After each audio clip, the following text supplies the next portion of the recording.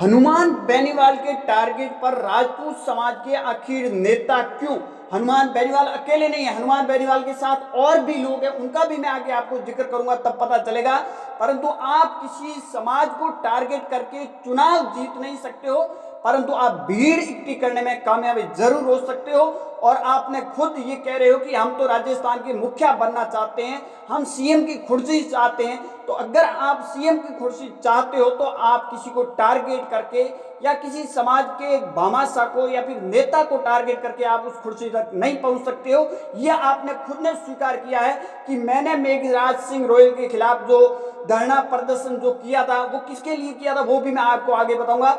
उसका मेरे को नुकसान है बहुत ज्यादा उठाना पड़ा, और नुकसान आपने देखा होगा 2024 के उपचुनाव में हनुमान बेनीवाल जो सीएम बनने की और सीएम की कुर्सी की चाबी की बात करने वाले अपने खुद की विधानसभा से चुनाव है वो उपचुनाव में हार चुके।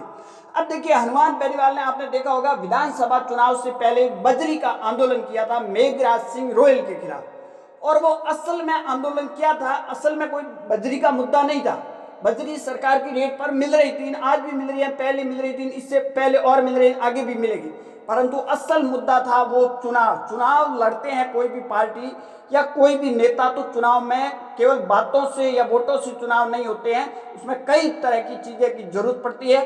और शायद उसी वजह से वो आंदोलन किया था, परंतु उसमें है वो मना कर दिया गया कि हम किसी भी तरह की सपोर्ट नहीं करेंगे।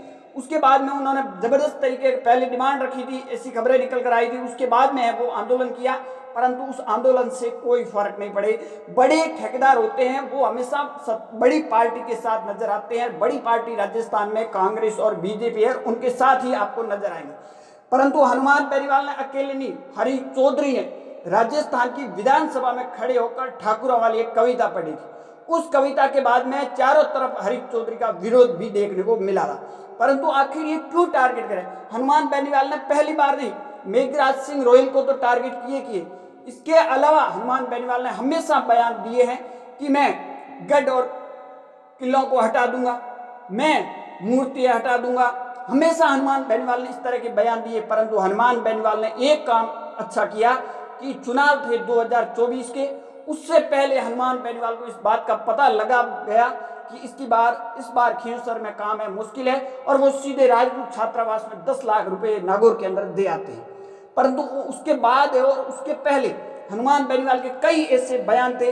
वो रविंदर सिंह भाटी को लेकर बयान आया कि ये जातिवादी नेता है और इसका वंश चले तो राजस्थान से जाटों को बाहर निकाल दे। इस तरह का रविंदर सिंह भाटी ने जाट तो छोड़िए किसी समाज के लिए बयान नहीं दिया अब 2023 के विधानसभा चुनाव के बाद में। और जब रविंदर सिंह भाटी ने पलटकर जवाब दिया तो पूरे राजस्थान के अंदर चर्चा का एक विषय बन चुका था। परंतु हनुमान बेनीवाल आखिर क्यों टारगेट कर रहे? क्या हनुमान बेनीवाल एक समाज के नेता को टारगेट करके क्या उस सीएम की कुर्सी तक पहुंच जाएंगे? अगर पहुंचते हैं किसी को टारगेट करके तो इससे अच्छी बात क्या हो सकती है? परंतु मेरे को यहाँ लग रहा है, दुनिया भी जानती है कि किसी बड़े व्यक्ति को या किसी समाज को टारगेट करते हैं तो उस व्यक्ति या उस समाज के पीछे दूसरे 20 समाज उनके सपोर्ट में नजर आते हैं।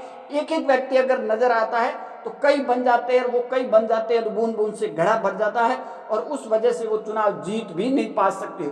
शायद हनुमान बेनीवाल को राजनीति की अगर लंबी पारी खेलनी है तो इस राजस्थान की 7 से 8 करोड़ जनता को एक ही नजर से देखकर और उनके साथ अगर चलेंगे नहीं तो हनुमान बेनीवाल उस जगह पहुंच जाएंगे जो और खुद की इच्छा है, सीएम की कुर्सी हो या फिर इससे नीचे तो उनकी कोई इच्छा नहीं।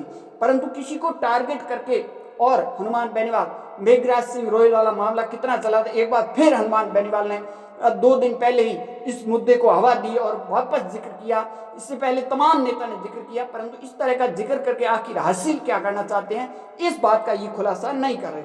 आपकी क्या राय है? कमेंट सेक्शन जरूर देना। ज्यादा जानकारी के लिए हमारे यूट्यूब चैनल और फेसबुक पेज को जरूर फॉलो